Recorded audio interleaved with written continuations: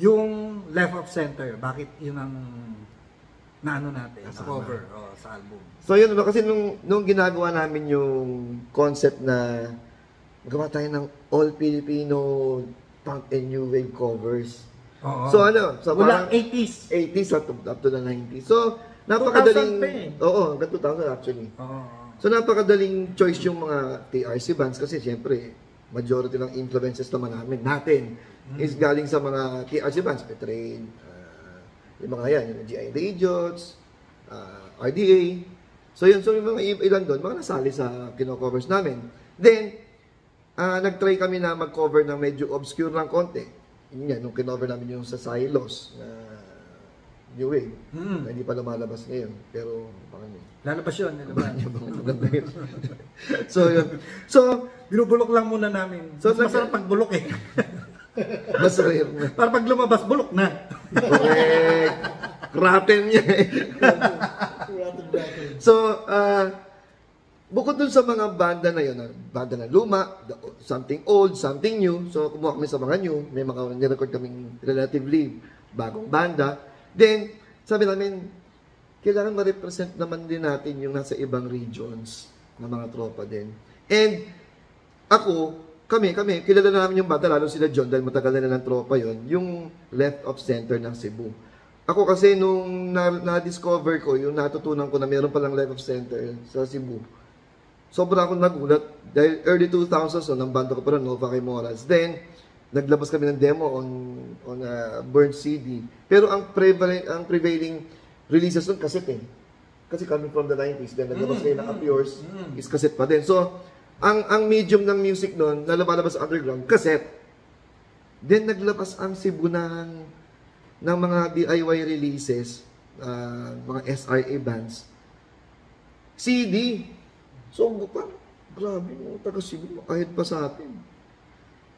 CD sila tayo, sa cassette pa lang. Sila CD na. Tapos yung recording nila, ahead din. Kasi ang linaw nung recording nila kasi nung time na yun, sabi ko nga, di ba, yung sa God is Everywhere, ang idea namin ng recording, cinematic studio, analog, direct-to-board recording. Ang Cebu, nagre-record na sila ng parang cakewalk na yung gamit nila. Parang digital recording na. Digital recording. Ang linaw ng recording. So, I was really blown away dun sa recording. Then, itong isang particular banda na to, nag-stand out. Yung left of center. Kasi nga, ang hilig ko talaga sa mga music is o kahit punk siya, gusto ko melodic. So yung left of center, ganun talaga. Tapos nung narinig ko yung kanta nga na yan, yung Pressure Stuck, na-stuck na siya sa isip ko, na lagi kong hinahamon. Okay. Then, nung nag-record na kami ng All Covers album, sabi ko, sama natin yung recording ng yung left of center, kasi ganda talaga niyang gawin kung, let's say, may update natin yung tunog, sa tunog natin ngayon, then lagyan natin ng panibagong twist, yung twist na baka mayroong flavor ng Bad Omen. So yun, nag-record kami. So na-record namin yun, doon din sa Monopon, kila Kuya Roniel. Then ang kagandahan nito, special siya para sa akin mismo, dahil na-document ko sa recording na yun, yung boses ni AJ nung bata pa siya. Kasi ilang taon lang si AJ noon, walang magba-backup vocal sa amin ng time na yun. Kasama ko si AJ, gusto lang niya manood. Sabi ko sa anak ko, sa panganay ko, ikaw mag-back up. So, yun. So, yung maririnig yung sa recording ng Pressure Stuck ng Left of Center dun sa Echoes of the Condom, ako yung lead vocals, then ang nagba-back up si AJ. So, yung kaya special sa akin. Then talagang hindi namin makakalimutan yung eksena ng Cebu. Kasi nung tumutog kami ng Cebu, daming ng kaganapan dun eh. No? Oo. Ang klase dun eh. Yung natin yung slam sa proyekto, meron naghubo. Grabe yun. Grabe yun kasi Oo, imagine, tumutog. Hindi ko na babanggitin yung pangalan para sa kapakanan ng tao na involved na yun sa mga tao. Basta skater siya. Ang barkada ko talaga sa Cebu si Frank Lord. Si Frank Lord Suico, yung siya na talaga. Talaga, laging pumupunta yan sa bahay. Kahit sa Carola pa. May bit-bit na plaka, may pasalubong sa akin, may binibili ako sa kanya. Tapos, meron sa kanilang kolektor na talagang mga rare na rin yung mga plaka niya. Nabili ko yun. Oo. Oo. Kutsa, grabe ang bili ko noon sa mga plaka niya noon, 150 pesos. Sobrang bintahan, ano? Oo. Mura. Tapos rare yun. As in, ang dami niyang plakang nabili ko. Doon yung mga talagang, si Bob. Alam ko, Bob ang pangalan. Barkada rin nila Edwin, nila Nico. Ay, mga tropa ng SRA din doon. Oo, pero alam ko hindi nagbabanda yon. Okay. Collector lang talaga. Collector lang talaga. Oo. Yun. Ang ganda na eksena nila sa Cebu actually. Kung yung mga taga Tsaka Maynila. magagaling yung banda nila. Correct. Sobrang galing. Kung may chance kayong kung taga Maynila, kung taga ibang lugar kayo, gusto nyo ma-check out yung eksena ng Cebu. Sobrang galing ng mga banda doon. Sobrang, alam mo yun, nung tutugtog kami doon, parang insecure na ako eh. Nung time na parang tutugtog At ba saka tayo? kung tingin ko, kung naging parang sobrang naging hype ang punk sa Pilipinas, yung music Oo. tingin ko isa sa mga ang mga Cebu bands. Correct. Oo, kasi magaling sila eh. Alam mo yun? Magaling. Sobrang galing Magaling nila. sila sa iba't ibang genre, magagaling talaga sila musician. Sobrang Totoo galing. yun. So, isa sa mga kasi noon naman kasi parang ang daming naka-focus lang sa Manila eh, no? Oo. So parang tingin nila Manila lang magaling, ganun-ganon. Oo, pero hindi. Puta, hindi nila alam eh, may mas magagaling pa. Merong gold mine doon sa Cebu, bang klaseng eksena. Actually sa ibang mga sa ibang probinsya, regions, yes. Bacolod, Davao, oo, iba- yan, marami iba- pa, maraming magaling pa sa Pilipinas. Well, Sa yes. Explore natin lahat sana yung mga ibang mga hindi pa nakakakita ng ibang eksena sa Pilipinas. Try nyo. Marami kayong makikilala mga magiging kaibigan, ma-expose kayo sa ibang Teka, kultura. pero nako, maiba lang ako malalayo ako sa topic, pero gusto ko lang malaman yung sila Ulak, anong banda nila? Yun magaling yun eh. Hemp. Ng vegan. Yung Bicol. Kapatid ni Judge. Oh, Judge. Oo, Hemp. Yun, ayun, galing din nun. Oo, galing, Grabe. ganun. Ang Sa lyrics mga natin to, ganun. magagaling yun, sayang lang, di yata nagkaroon ng album. No? May album. May album ako nun. Pero hindi siya, Release. na-release siya, pero hindi siya yung pro. I mean, hindi siya yung CD na Maganda yung packaging. Hindi ko lang alam kung press. Hindi ko ma-compare. kung Pero replicated siya. kung replicate. Oo. Pero meron siya. Sana, kahit sa cassette na lang, Oo. ilabas. Sayang yun, ang galing, ang ganda ng Siguro kung banda na yun. Siguro may papaliwanag ni Judge yan sa comments pagka na-post ito sa Facebook. Oo. Ayan.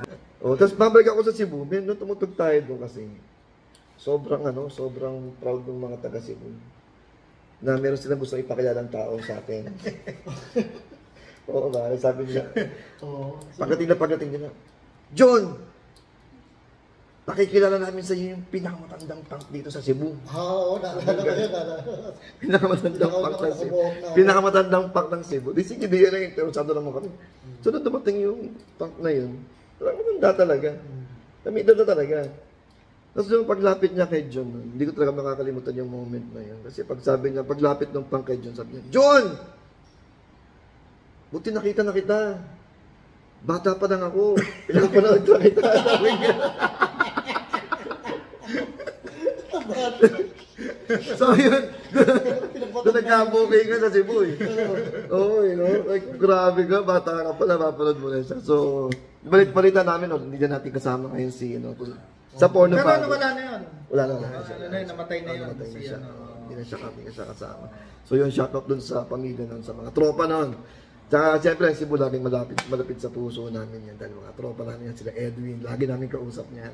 Oo, yan. Si Edwin yung nag-base sa mga music video ko.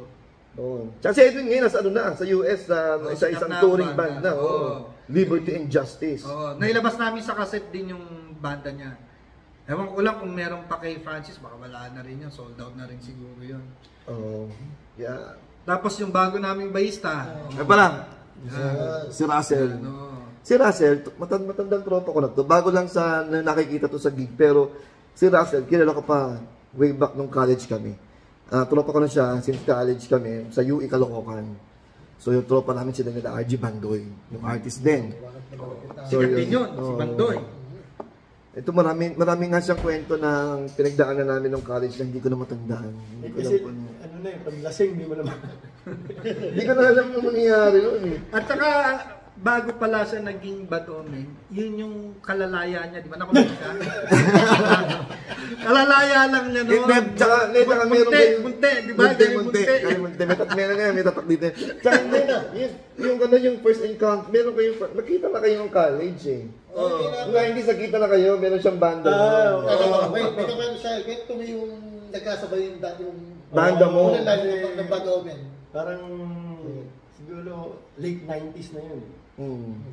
Ngayon, after nila tumugtog kami, Oh. nila RG, Bandoy. Ang problema, yung bass namin, nasa Cabanatuan, nahiram. Oo. Yung ba sa instrumento ha? Bass, Oo. Ngayon, sakto, katapos sila, sabi ni Bandoy, men, nandiyan si John, hiramin natin. Di kami, syempre. Gitarista ka na ba doon? Bassista ka pa? Bassista pa. Bassista ka pa Bass doon. pa yun, bass pa eh. Tapos, di paglapit namin, di sabi ni Bandoy, John, baka pwede mahiram muna yung bass kasi hindi namin dala yung bass namin eh. Mga 3 kanta lang. Si John, medyo naayos niya na yung gitara. Oo. Tapos tinignan kami, wala ulo. Ay, wala pa hanggang ulo, pataas eh. Tangin na, baka Nirvana lang tutugtugin. Yung time na yun, Grabe ka naman, Nirvana.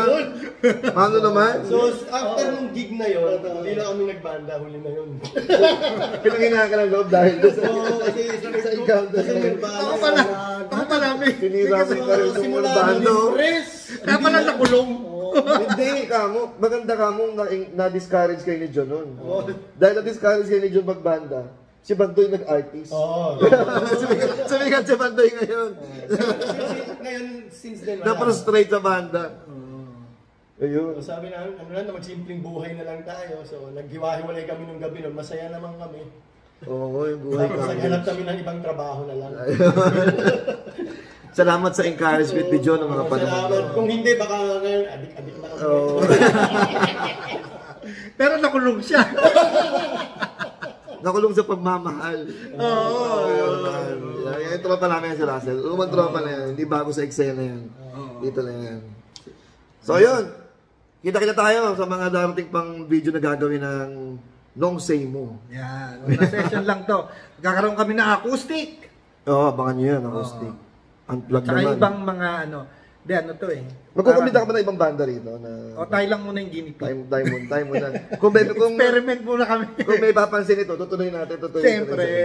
Go. Tutuloy. Mga ibang bands naman. Yung mga paborito yung banda sa underground, sa punk scene. Yan. Yan. Kakatugtog. Ma-interview natin dito. Yan. Tama. Okay. So yun. Kita-kita ulit tayo sa mga tugtugan. Bye guys. See ya. Bye guys. Parang ka anak ko. Ubek City. This was called Precious Talk.